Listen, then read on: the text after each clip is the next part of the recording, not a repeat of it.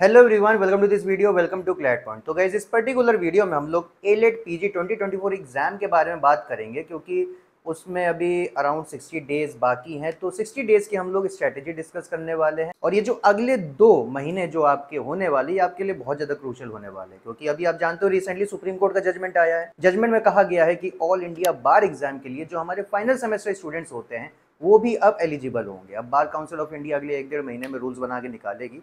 तो most probably जो 24 नवंबर को I guess All India Bar exam का एग्जाम होने वाला है इस साल, तो उसके लिए भी आप एलिजिबल हो सकते हो अगर आप फाइनल सेमेस्टर स्टूडेंट हो। प्लस इसके अलावा आप क्लैट पीजी जैसे पीजी लॉ एंट्रेंस एग्जाम्स तो आप लिखोगे, जो कि कंडक्ट होगा 1 दिसंबर में। उसके अगले हफ्ते ही 8 दिसंबर को एलेट का भी एग्जाम होगा। तो क्लैट पीजी के लिए तो जो स्ट्रेटेजी आपको लगने वाली है, उसके लिए अलग से दूसरी वीडियो में हम लोग बात कर लेंगे। इस वीडियो में हम लोग एलेट पीजी के बारे में बात करने वाले हैं कि कैसे आपको इसकी तैयारी करनी चाहिए लास्ट 60 डेज में। अगर आप न्यू कमर हो कि आप अब जाके अपनी तैयारी स्टार्ट करने वाले हो एलेट पीजी एग्जाम के लिए, तब भी आप उसको कैसे क्रैक कर सकते हो, कैसे अपने ये बचे हुए जो कुछ दिन है, ये जो टाइम है, उसका आप कैसे बेस्ट यूज कर सकते हो ताकि आप इस एग्जाम को क्रैक कर सको, उसके ऊपर हम लोग बात करने वाले हैं। तो गाइस, इस स्ट्रैटेजी की तरफ बढ़ने से पहले मैं तो सबसे पहले एग्जाम पैटर्न को डिस्कस करना चाहूंगा एलेट पीजी के लिए। तो अगर आपको पहले से मालूम है तब तो वेल एंड गुड है, आपका रिवीजन हो जाएगा। जो नए लोग हैं उनके लिए बेनिफिट हो जाएगा। तो चलिए, इस एग्जाम में 100 क्वेश्चन एमसीक्यू क्वेश्चन आपसे पूछे जाएंगे, जिसके लिए आपको 4 ऑप्शन दिया जाएगा। अगर आप उस क्वेश्चन का सही जवाब दोगे तो आपको 1 नंबर दिया जाएगा। वही अगर आप गलत कर दोगे तो 0.25 की नेगेटिव मार्किंग है। मतलब अगर आप 4 क्वेश्चंस को गलत करते हो तो आपके 1 नंबर पूरे पूरे कट जाएंगे। प्लस यहाँ पे इस एग्जाम को सॉल्व करने के लिए 2 घंटे का समय दिया जाएगा, 120 मिनट्स। और ये जो क्वेश्चंस है, ये आपके डिफरेंट ब्रांचेस ऑफ लॉ पे बेस्ड होने वाले हैं, जो कि आप अपने लॉ स्कूल में जितने भी सब्जेक्ट्स पढ़े हो उसके ऊपर ये क्वेश्चंस होने वाले हैं। जैसे आपके कोर सब्जेक्ट्स हो गए constitutional law, criminal law, contract, transfer of property act, etcetera etcetera, company law, ये सब इन सब के ऊपर आपको क्वेश्चंस मिलने वाले हैं। प्लस यहाँ पे एक प्रोविजन ये भी है कि मान लीजिए अगर 2 स्टूडेंट्स के सेम मार्क्स आ जाते हैं, तब यहाँ पे टाई ब्रेकर क्या लेके आएंगे। तो यहाँ पे इनका जो पहला क्राइटेरिया वो ये है कि जो मतलब एज में ज्यादा सीनियर होगा उसको वहां पे पहली प्रेफरेंस दी जाएगी। और गाइस, ये चीज तो हमारी लॉ की फील्ड में भी प्रैक्टिस की जाती है कि अगर कोई व्यक्ति ये लॉ की फील्ड में एडवोकेट है, वो भले आपसे एज में छोटा हो, लेकिन अगर वो आपसे पहले से एनरोल्ड है बार में, तो वो आपका सीनियर कहलाएगा।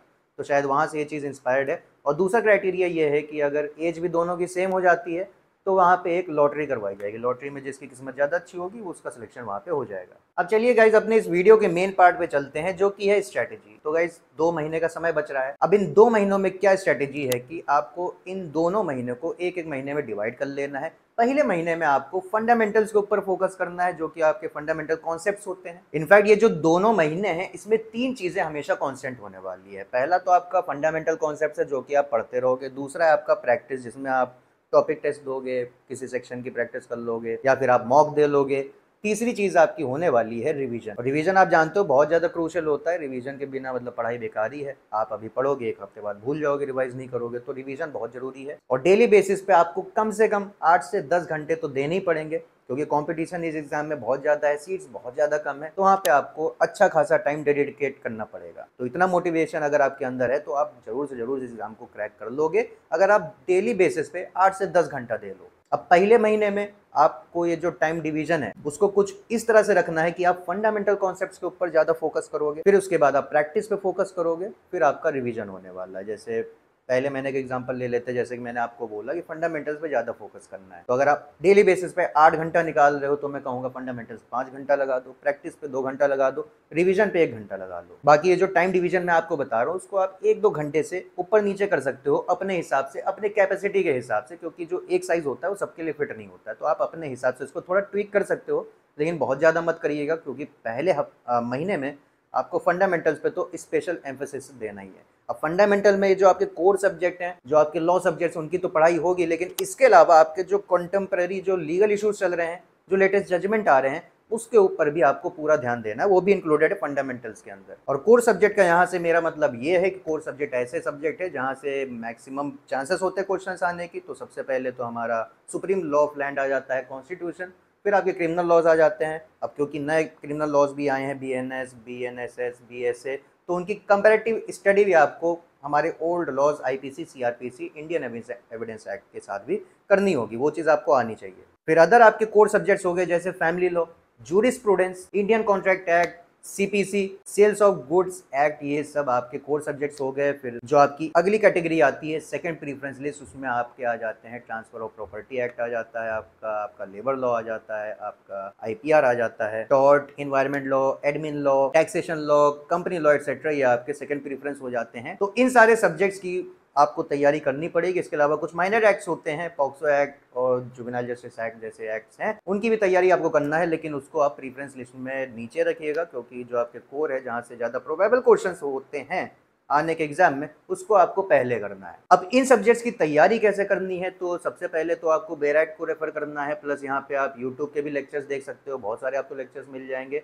कॉन्सेप्ट समझने के लिए। इसके अलावा अगर आपको बुक पढ़नी है तो जो स्टैंडर्ड टेक्स्ट बुक्स होती हैं, तो उसके अलावा मतलब उसको ना सजेस्ट करके मैं आपसे कहूँगा दुख की आती है, आप उसको पढ़ सकते हो। वो बेसिकली जो स्टैंडर्ड टेक्स्ट बुक्स होती हैं उनका शॉर्ट वर्जन होती है और उसमें इंपॉर्टेंट चीज़ें आपको मिल जाएगी, तो उसको आप रेफर कर सकते हो। बाकी ये गलती तो मत करिएगा कि पता चले कॉन्स्टिट्यूशन लॉ के लिए आप MP जैन इतनी मोटी किताब लेके बैठ गए, तो हो चुका, 2 महीने में तैयारी नहीं हो पाएगी। और मैं इसलिए कह रहा हूँ क्योंकि 60 दिन बचे हैं, बहुत कम समय है, तो यहाँ पे हार्ड वर्क से ज़्यादा स्मार्ट वर्क के ऊपर फोकस करना है। बाकी जो कंटेम्प्रेरी जो केसेस जो मैं आपको बोल रहा हूँ वो आपको बड़े ही आराम से बार एंड बेंच पे लाइव लॉ पे मिल जाएगा, कंपेंडियम भी उनकी आती है लाइव लॉ की, आप उसको भी देख सकते हो। बाकी अगर आपको कोई वन स्टॉप सोल्यूशन चाहिए मटेरियल्स के लिए, या आपको किसी भी तरह की मदद चाहिए कि इन 60 दिनों में चीजें कैसे करनी है, क्या रोड मैप होने वाला है, क्या मटेरियल लगने वाला है, मॉक टेस्ट आपको चाहिए, तो उस सब के लिए आप हमारी वेबसाइट को चेकआउट कर सकते हो। हमारा कॉन्टैक्ट नंबर भी आपको स्क्रीन पे दिख रहा होगा, आप बेझिझक बिना हेसिटेट किए आप इंक्वायरी कर सकते हो, आप कोर्स ले सकते हो।